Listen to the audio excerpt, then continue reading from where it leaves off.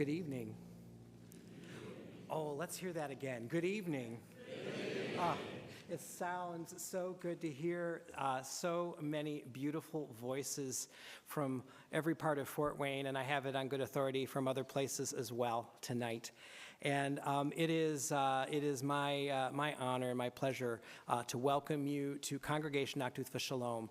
My name is Meir Bargeron. I am blessed to be the rabbi of this beautiful community, and we offer you a hearty welcome as we gather together for a Fort Wayne tradition.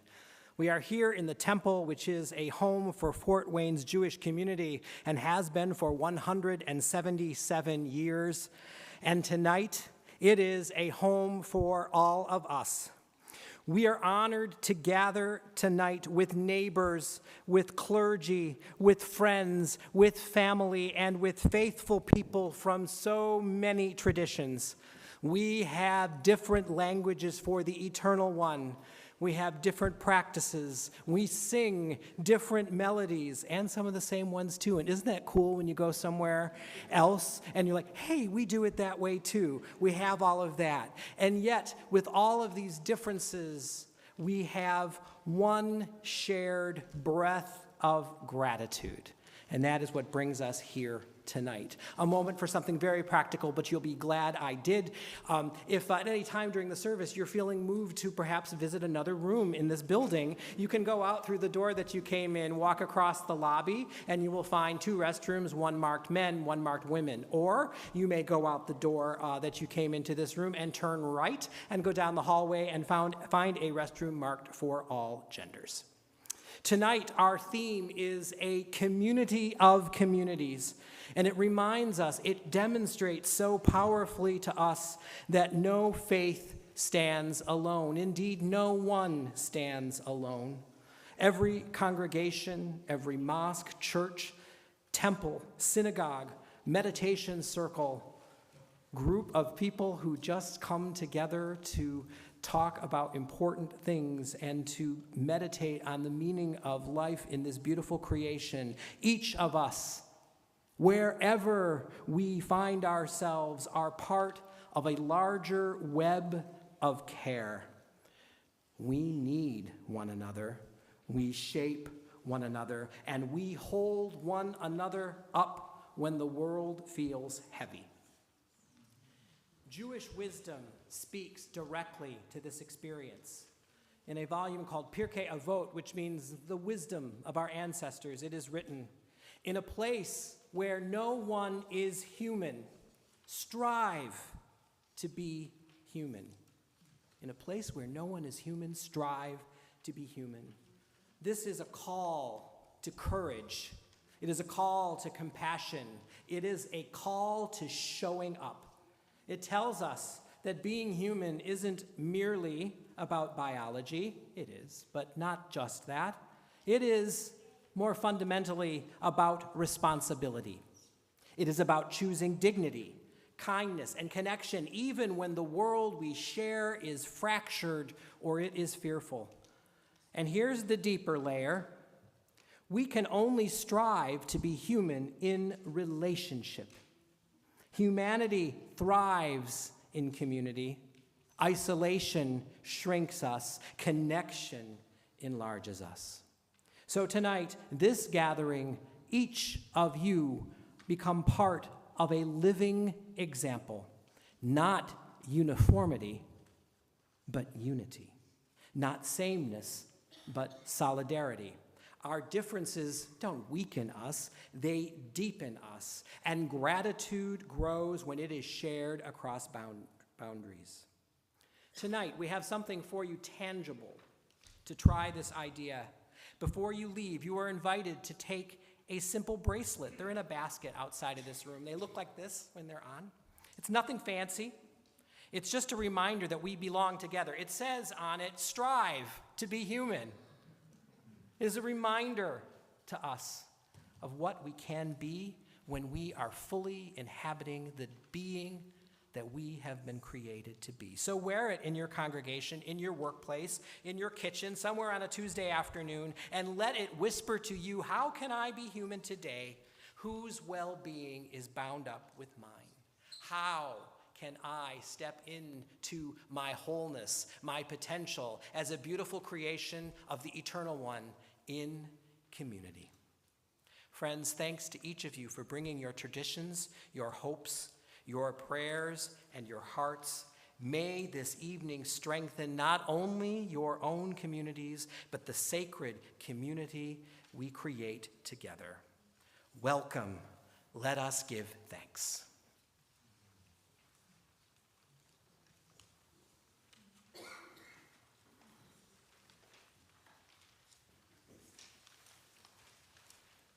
This is the day to gather, to give thanks, to pray, to open our hearts and sing peace.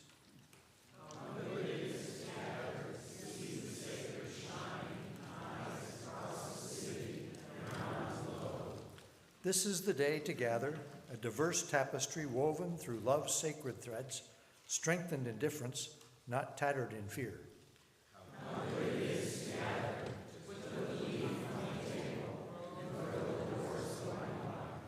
This is the day to gather as one community and celebrate life as friends, to say no to oppression that starves the last and binds the least, to say yes to hope and live into peace.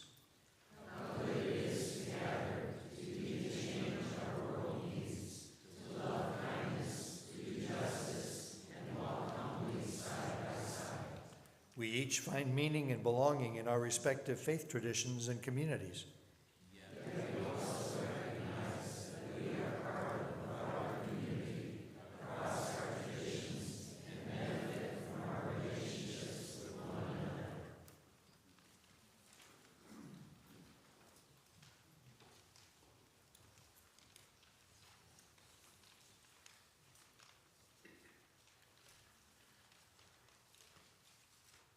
On your feet now, applaud God.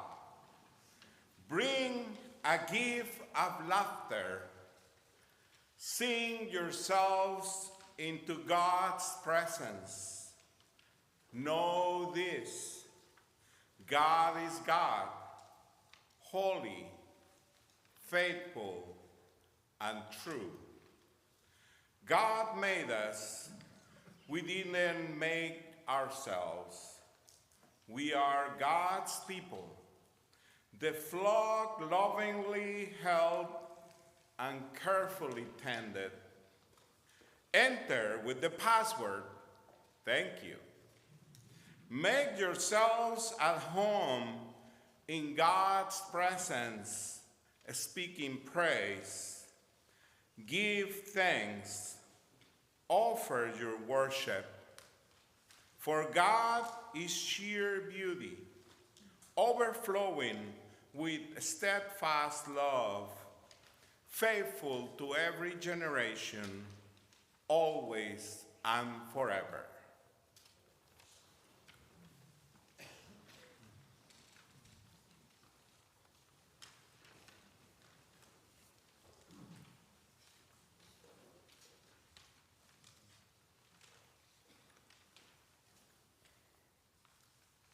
Aya cheke meto senionga, kwesa tuliongi. Te pewe ni la kakoke nunge e la kweke. Meche katia wens ba ane ni la mikuya. Kike angonje and emit one. Good evening, everyone. My name is Claudia Hedin. I am a Miamia woman from Fort Wayne, and I'm honored to represent my people of my nation today. And while I am a citizen of the United States, I am also a citizen of the sovereign nation of the Miami Tribe of Oklahoma. And Oklahoma is a place where none of my blood relations have ever lived. My family descends from people from the Wabash and Ohio River valleys. So our tribe really originated from the Great Lakes region. Our homelands lie within the boundaries of states like Indiana, Ohio, Illinois, lower Michigan, even lower Wisconsin. So all like little countries together forming one big country, all the states. So our people, the Miami people, the Miamiaki, are also a nation within this nation. But ours has no real boundaries. No borders to designate our land as separate from other land within this greater nation. We have elected leadership, we have a constitution, we have police, we have courts, but we have no borders to designate our land separate from other land within this greater area, nothing that's exclusively ours. Well, the Ohio River Valley, where my people are from, and where many other people are from, became a refuge for displaced indigenous people. And this extends even up into Pennsylvania and New York. So we're all connected through this great network of water highways. Really wonderful place to have connection and community, and a very nourishing place with all that water and fresh silt and dirt coming in. Great place for crops to grow, wonderful place to grow more human beings, more life, more abundance. So we're connected through those waterways. Not unlike our city here of Kihkeonge, Fort Wayne.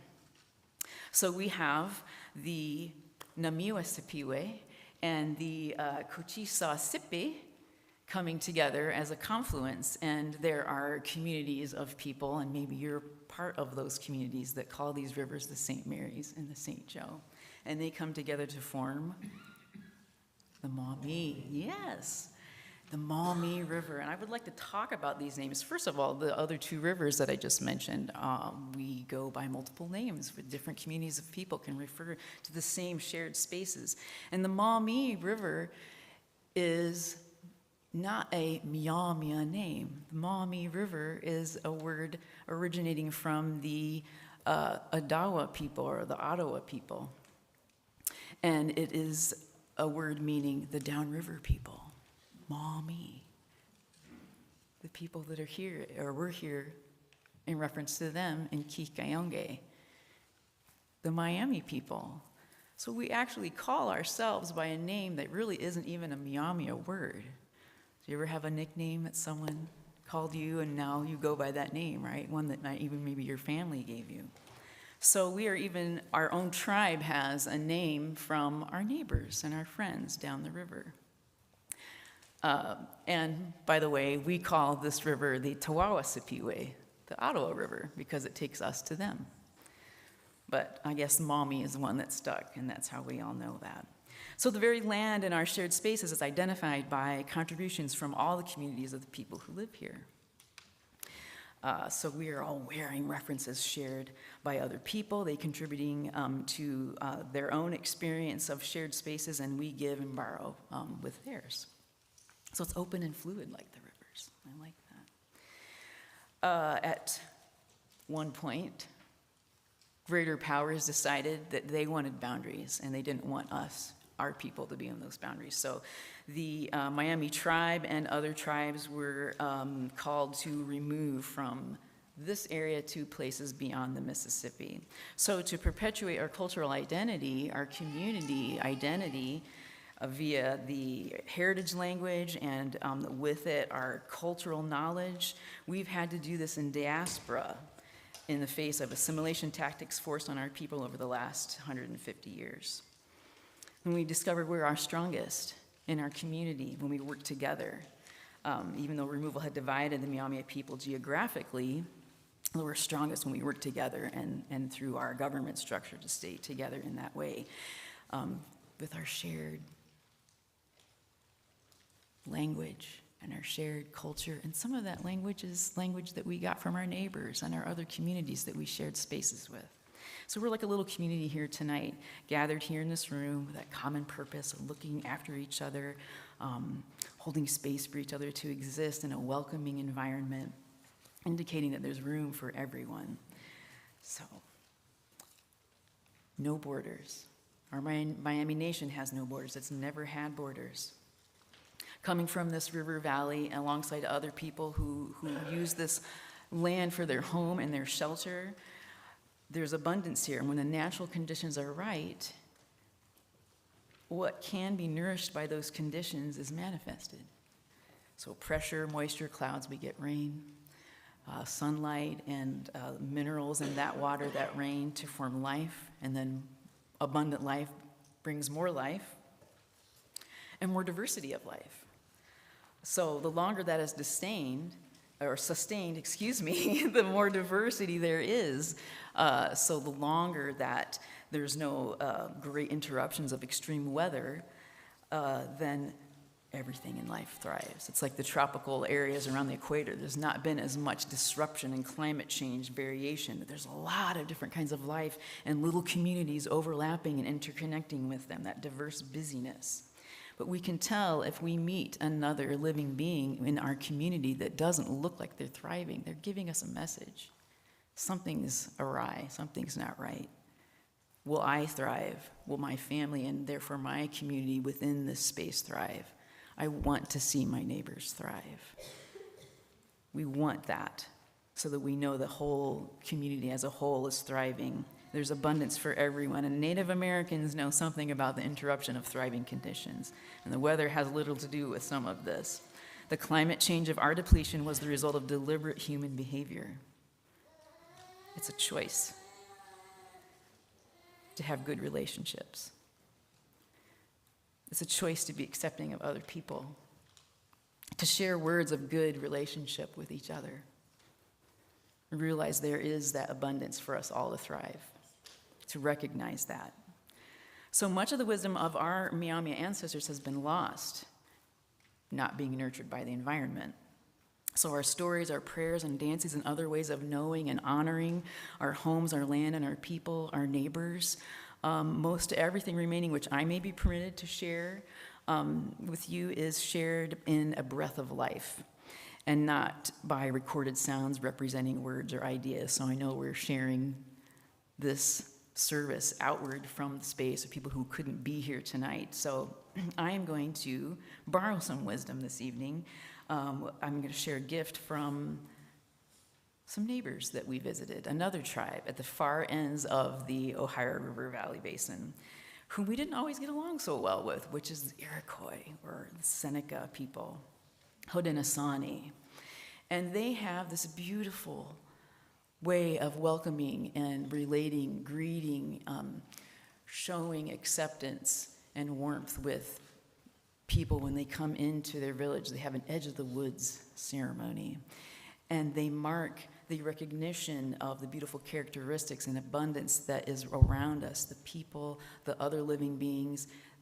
It's almost like a beautiful poem for each one, and at the end of it, they pause and together think and say, and now we are of one mind. You think of giving thanks to the plants that are nourishing us and the people that we see and communicate with.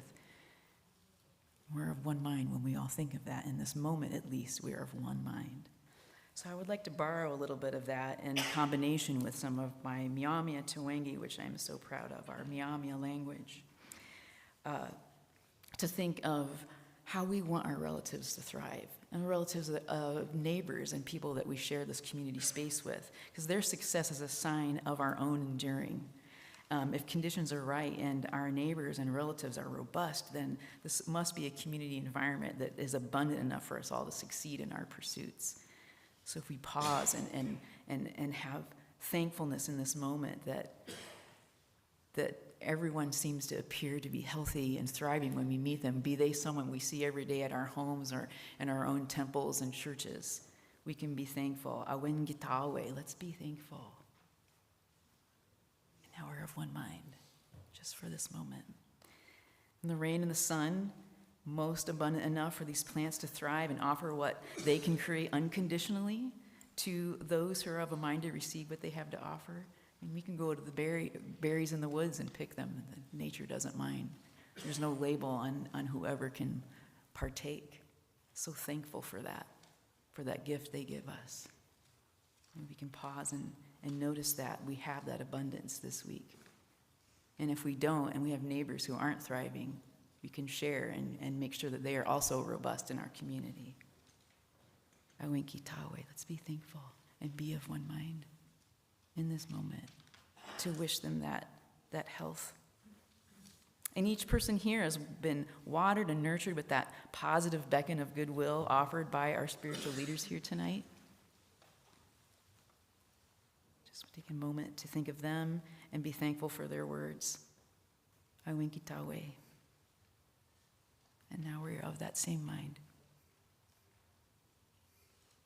So my opening greeting to you all this evening was a phrase that is part of a welcome message that translates to hello to all living beings, and that you are welcome. Questo longi. Questo longi. You're welcome. And we are thankful for each other.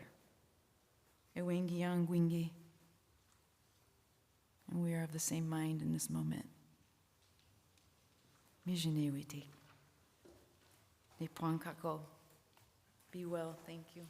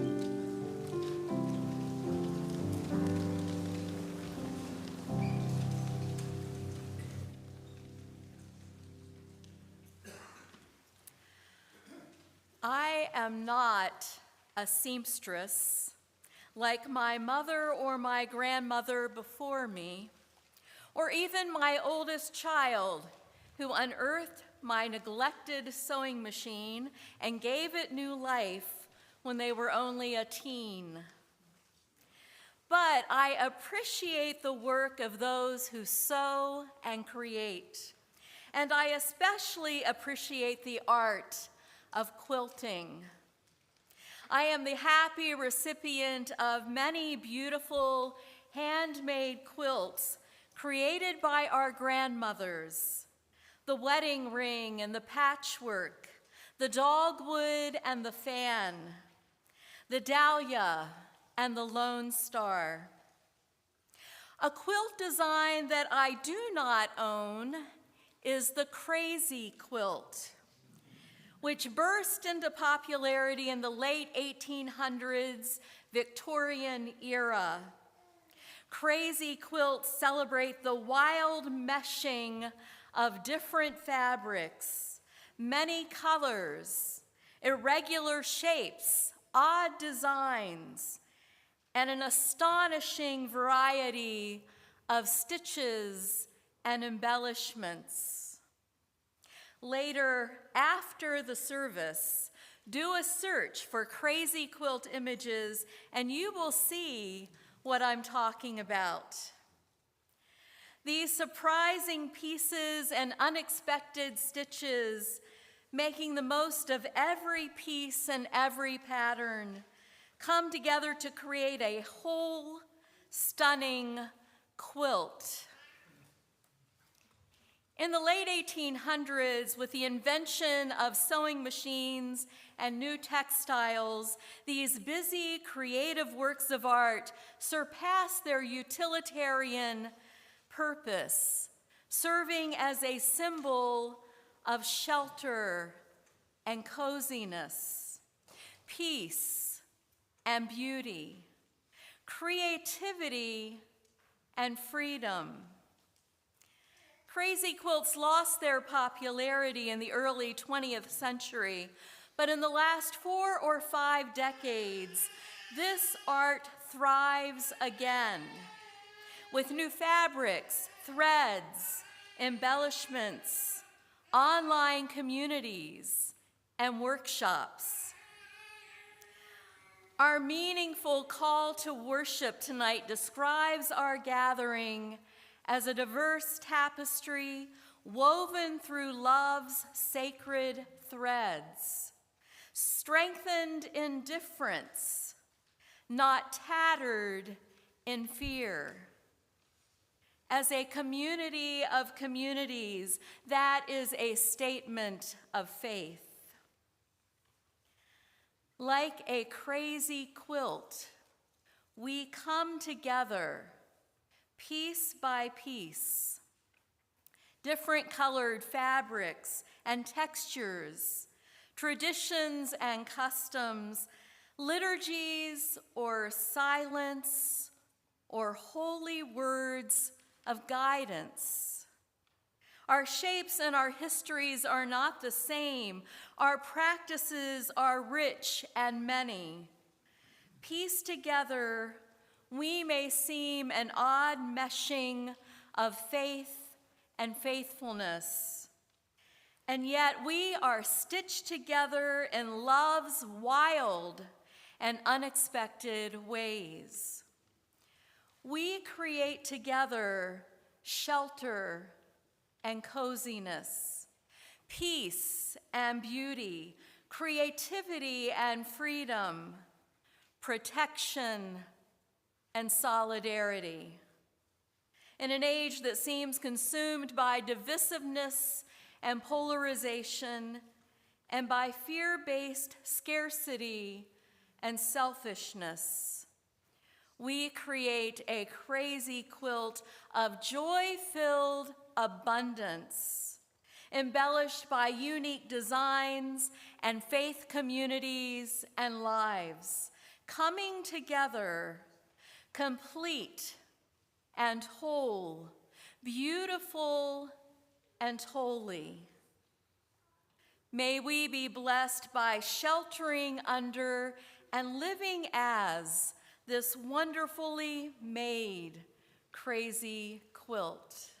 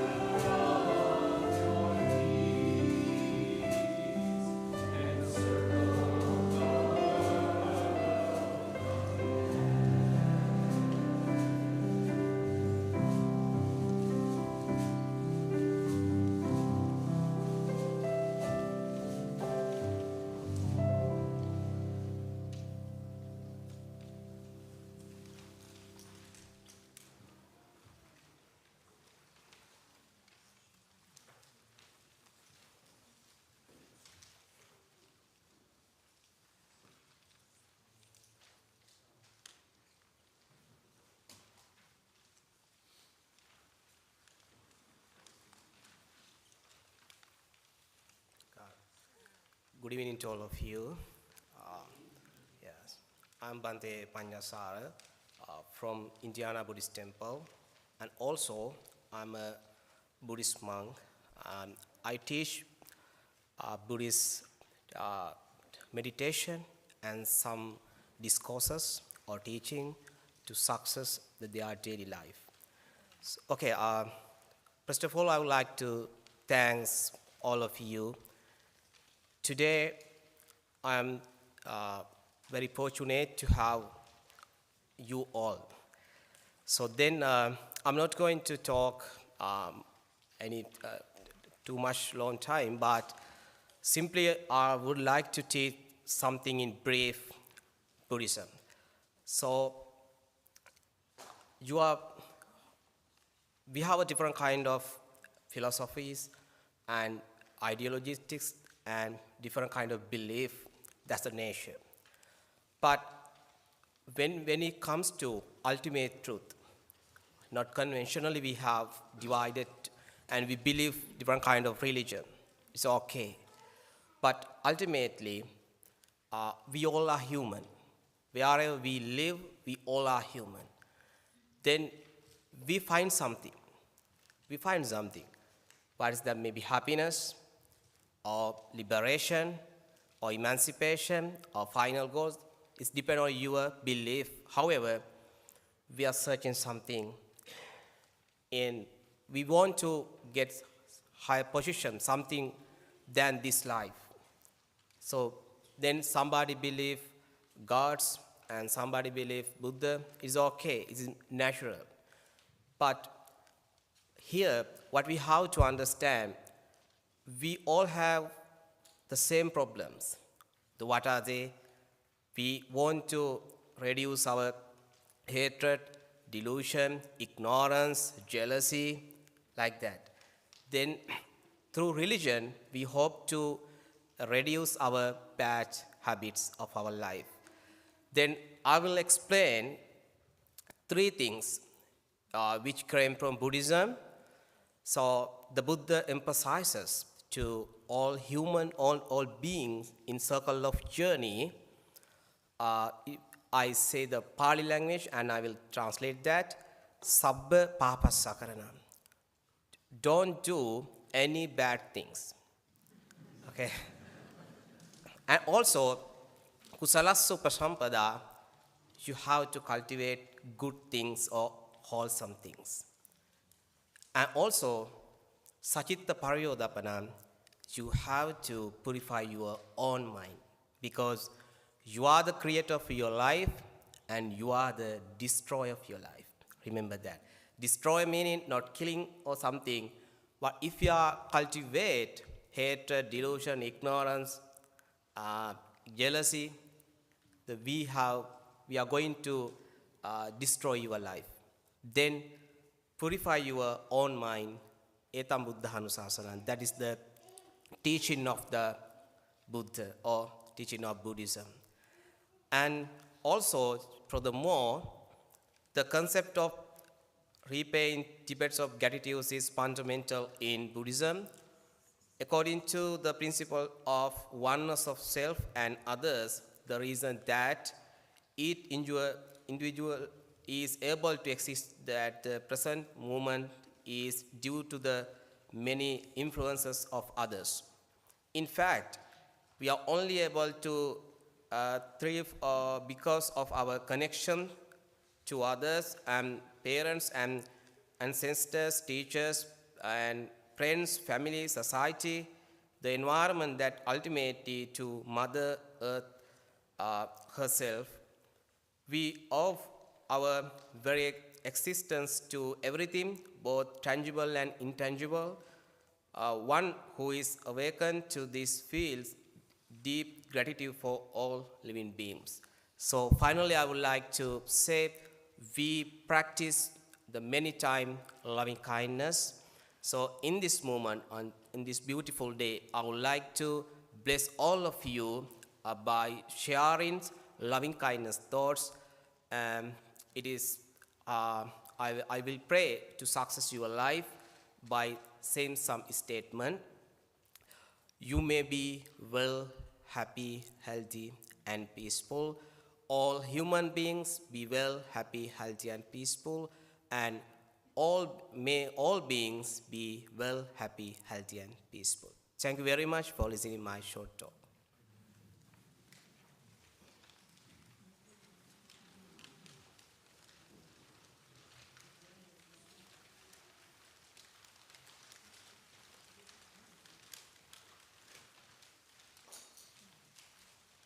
It's the time of year for coziness and warm fires in the fireplace. And I have spent many evenings already before my fire. And there's something that I have learned. Fire is not always easy to start. Even with paper, even with a lighter, sometimes the logs just don't want to light. Fire needs oxygen. It needs small little things to start to get going. It needs heat to finally light that big log. A candle, a single candle, will never do. We live in a world that likes to keep us alone. We live in a world that likes to create division, hatred, fear. We live in a world that teaches us that getting to know our neighbor is scary and hard.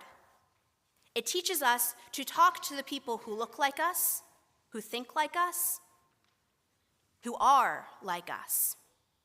It teaches each of us to be a single candle, trying to light a log and do everything all on our own. But that one candle will never start a roaring fire. That's okay, because there's another way of being. We can be together. We can come together, each of us, our own little lights, learning from each other, listening to each other, hearing each other's stories and faiths and walks of life, so that we grow, so that we learn, so that we can do something greater than what any one of us can do all on our own. Now, multiple candles, when brought together, brought close together, not kept far apart, but brought close together. Now, multiple candles, they can light a log on fire. They can make something happen. Now, what that something happening is going to be, I don't always know. I don't always know how that log is going to burn, but I know that once it starts, you have warmth, you have light, you have coziness. All of us are coming together tonight, and in the future are invited to come together to change this community for the better, to teach the world that we don't have to be on our own, to teach the world how to listen to another, to see God in another, to learn from another, so that we may light a fire here, something that's beautiful and wonderful and warm. But here's something else I've learned about fire. Try as you might, sometimes it doesn't stay contained. Now, ideally, if you're living in a house, you want it to stay in the fireplace. And if you're out in the wilderness, you want it to stay in the fireplace, in the fire pit, so you don't, burn a forest down. But the thing is, whereas a single candle can't get a fire going, embers from a fire can spread and make things happen. So what we do here together can go out into the world beyond just here and spread and create change and love. So it's not just us that are learning to see God in other people. It's not just us that are learning to hear each other's stories. It's not just us that is learning about different lives and faith and creeds. But instead, we bring that to others and introduce them to that way of being so that they can go out and do the same, and then those that they have taught can go out and do the same until the world, person by person, candle by candle, changes to something that is not siloing, to something that is not being just us with those who look and think and talk like us, but instead truly becomes a place of love and hope and joy. Because while fire, when it spreads, can be dangerous, it can also be the right kind of dangerous in the right hands.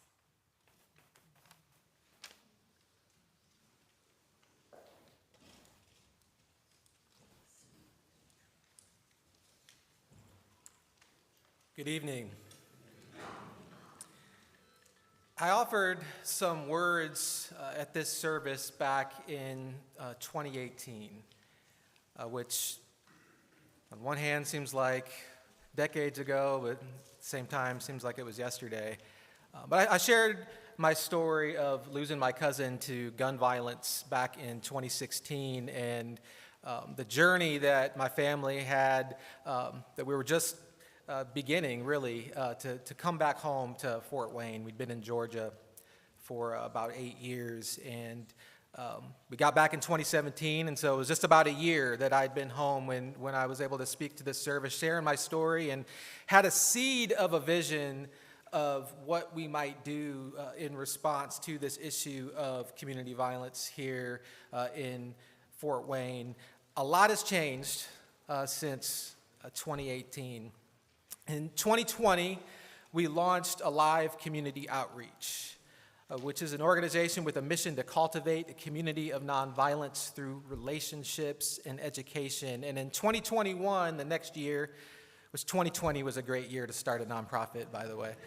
But in 2021, we launched our Peacemaker Academy initiative, which empowers and equips high school students to be peacemakers in their school, in their community.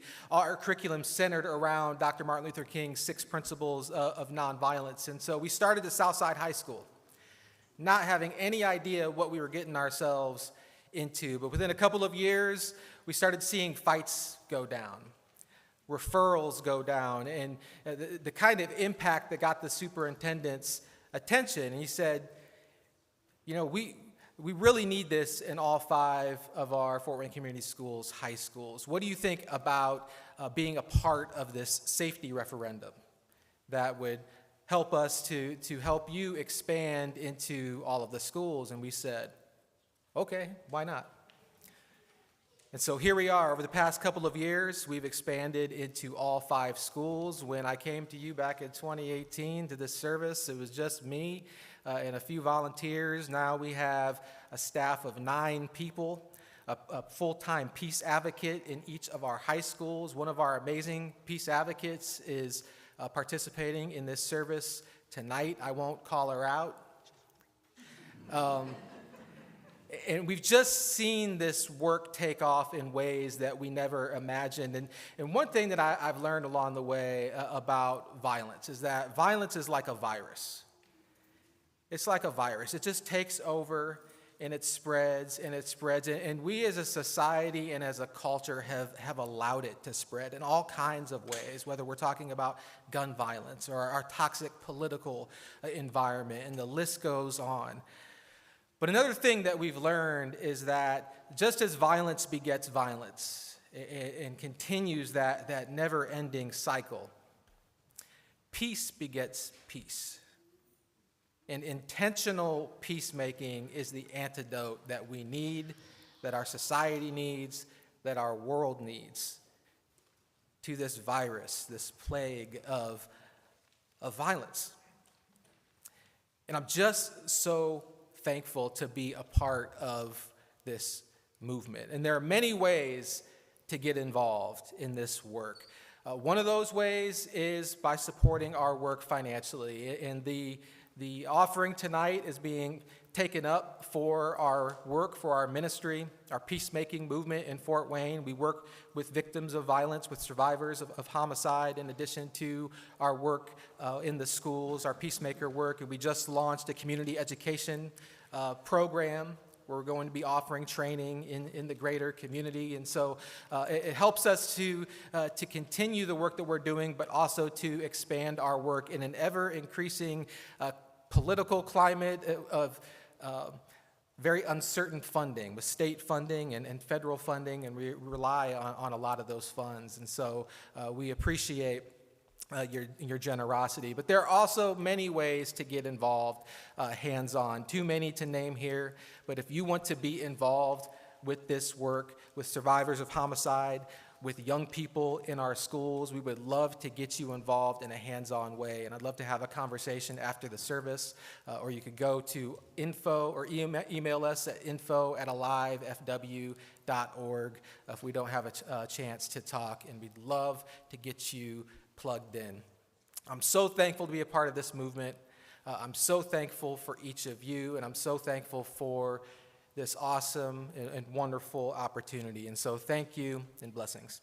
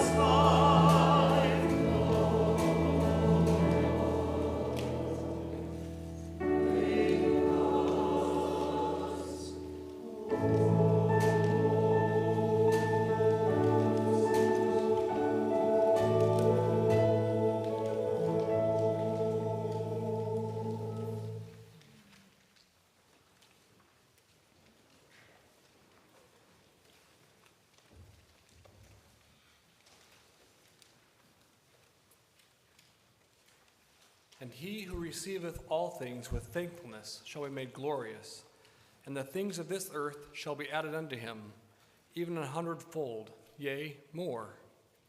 Verily I say unto you, my friends, fear not. Let your hearts be comforted, yea, rejoice evermore, and in everything give thanks. As members of this community and of the Church of Jesus Christ of Latter-day Saints, this is our prayer. Amen.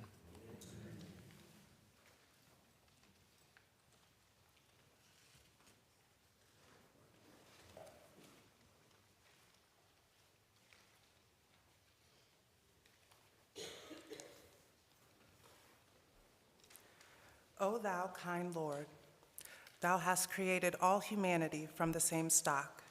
Thou hast decreed that all shall belong to the same household. In thy holy presence they are all thy servants, and all mankind are sheltered beneath thy tabernacle. All have gathered together at thy table of bounty. All are illumined through the light of thy providence. O God, thou art kind to all. Thou hast provided for all, dost shelter all, conferrest life upon all. Thou hast endowed each and all with talents and faculties, and all are submerged in the ocean of thy mercy. O thou kind Lord, unite all. Let the religions agree and make the nations one, so that they may see each other as one family and the whole earth as one home. May they all live together in perfect harmony. O God, raise aloft the banner of the oneness of mankind. O God, establish the most great peace. Cement thou, O God, the hearts together. O thou kind Father, God, gladden our hearts through the fragrance of thy love. Brighten our eyes through the light of thy guidance. Delight our ears with the melody of thy word, and shelter us all in the stronghold of thy providence. Thou art the mighty and powerful. Thou art the forgiving, and thou art the one who overlooketh the shortcomings of all mankind.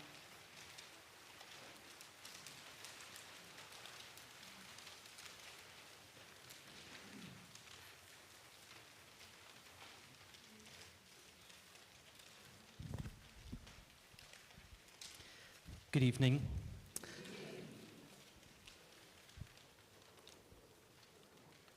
I was going to say a word or two about the meaning of lighting candles, but I think that Mother Amanda said it so beautifully in her meditation that I'll just take what she said and apply it to the candles that we're about to light. And so a few instructions. You are in just a moment are going to be invited to come forward and light a candle in celebration, in memory, out of concern for an individual, a community, a place that is deep in your heart that you care about, recognizing that each of us have those places and people and situations that we give thanks for and we also offer our concerns for, and that we can support one another in those prayers, in this very act. So there are two ways to light a candle. There are the match option, or the alternative, which might even be a bit easier, and I kind of like the symbolism. Once a candle is lit, you can get an unlit candle, and with the light of another, use that to light your candle as well. And so I invite you at this time to come forward as you're willing to enact this embodied prayer.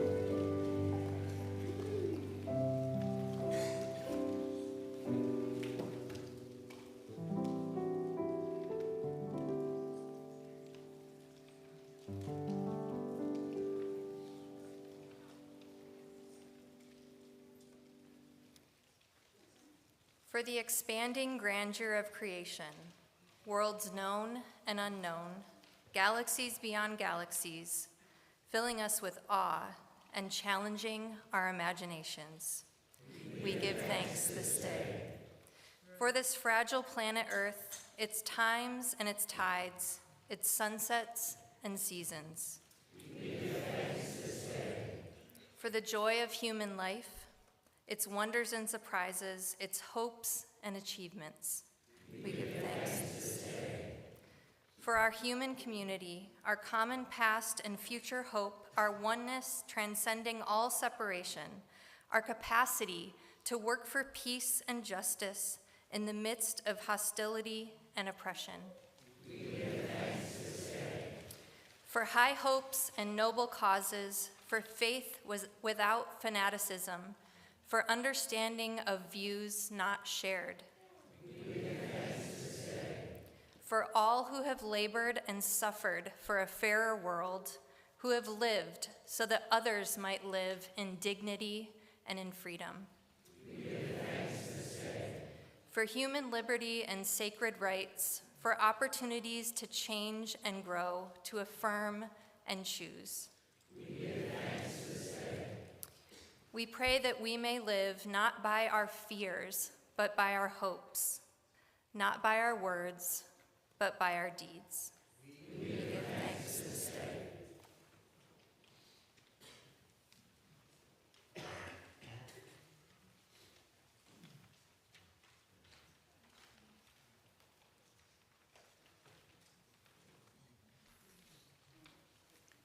As we depart from this place, we recall that we are different yet connected. As we have given thanks from our varied perspectives, we also celebrate and share our common dream.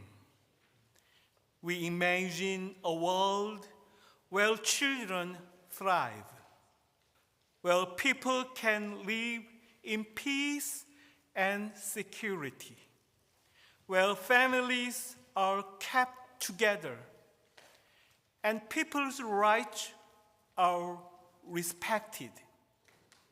We dream of a city rich in colors and cultures, an economy where no one is expendable, a beloved community where all can sit under their own vine and fig trees, a beloved community where and no one shall make them afraid.